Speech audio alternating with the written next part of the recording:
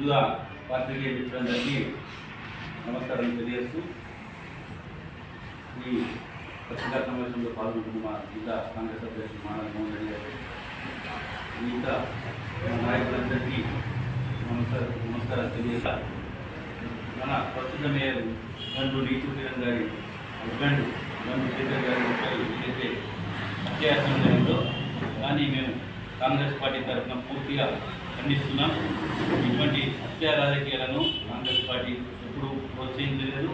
ఇటువంటిది కానీ మేము అంగీకరించము. ఎందుకంటే కాంగ్రెస్ పార్టీ గాంధేయ సిద్ధాంతంతో ముందుకెళ్తున్న పార్టీ కాబట్టి గాంధీ మార్గం ఎప్పుడు చెప్పే విషయాల్లో ఎప్పుడు దౌర్జన్యం కానీ అహింసను కానీ ప్రోత్సహించడం అని చెప్పి మాకు చెప్పాడు. కాబట్టి మేము కాంగ్రెస్ పార్టీ కార్యకర్తలను కానీ నాయకులను కానీ ఇప్పుడు కూడా హత్యా రాజకీయాలకు కానీ దౌర్జన్యాలు కానీ మాట్లాడడం ఇది వ్యక్తిగతంగా దండు శేఖర్ గారిపై కోపంతో చేసిన దాడి అని చెప్పి మేము తెలియజేస్తున్నాం. ఎందుకంటే మీ అందరికీ తెలుసు ఆ దాడి ఏ విషయంలో జరిగింది, ఎందుకు జరిగింది.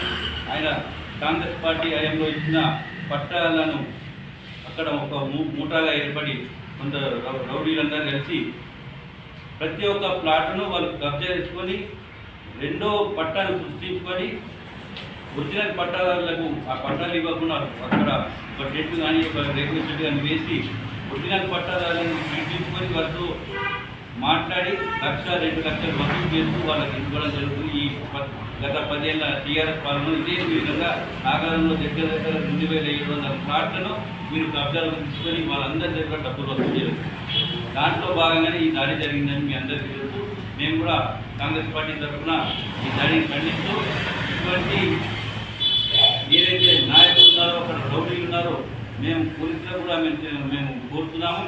ఖచ్చితంగా ఇటువంటి నాయకులు అక్కడ ఏ నాయకుడైనా కాంగ్రెస్ పార్టీకి చెందిన వారైనా టీఆర్ఎస్ అయినా బీజేపీ ఏ నాయకుడైనా ప్రజలను హింసిస్తూ దోపిడీ చేస్తూ వారికి ఇచ్చిన ప్రభుత్వ స్థలాలను కబ్జా చేసే వారిపై కఠిన చర్యలు తీసుకోవాలని చెప్పి మేము సిపి గారిని ఎస్పీ గారిని కూడా కోరడం జరిగింది. అలాగే వారు కూడా మాకు హామీ ఇవ్వడం జరిగింది. ఖచ్చితంగా మేము దీనిపై చర్య తీసుకున్నామని చెప్పి అలాగే ఏదైతే రసూల్ అనే వ్యక్తి మన కాంగ్రెస్ పార్టీకి చెందిన వారిని అని చెప్పి ఒక సెల్ఫీ వీడియో రిలీజ్ చేశారు. అది పూర్తిగా అర్థం లేనిది. ఎందుకంటే ఆయనకు ప్రాథమిక సభ్యత్వం కూడా మా కాంగ్రెస్ పార్టీ తరఫున ఇవ్వలేదు, ఆయనకు లేదు కూడా. వ్యక్తిగతంగా ఆయన అన్ని పార్టీలకు పనిచేశాడు. మీరు కావాలంటే చూడండి, టీఆర్ఎస్ పార్టీలో తిరిగాడు, ఆయన కాంగ్రెస్ పార్టీలో తిరిగాడు. ఆయన ఎవరు ఆయన పని చేస్తామంటే వాళ్ళ దగ్గర ఆయన తిరిగాడు కాబట్టి, అంతేగాని పర్టికులర్గా ఒక పార్టీకి చెందిన వ్యక్తిగా మేము భావించడం లేదు. అందులో కాంగ్రెస్ పార్టీకి అసలే సంబంధం లేదు. కాబట్టి ఏదైతే మేము ఈ తీవ్రతను మేము గమనిస్తూ ఒక అంచనా మాకు ఏర్పడుతుందంటే టీఆర్ఎస్ పార్టీలోని నాయకుల మధ్య అంతర్గత పోరు చాలా ఉంది. ఎందుకంటే గత 10 ఏళ్ళ నుంచి మాజీ ఎమ్మెల్యే గారి అనుసరణలోనే ఆయన గమనిస్తూ కూడా వారి అనుచరులను వారి కార్పొరేటర్లను లిమిట్స్లో ఉంచక దళిత బంధు ఏదైతే ఇచ్చారో దాన్ని ఒక్కొక్కరు 2 లక్షలు 3 లక్షలకు అమ్ముకోవడం జరిగింది.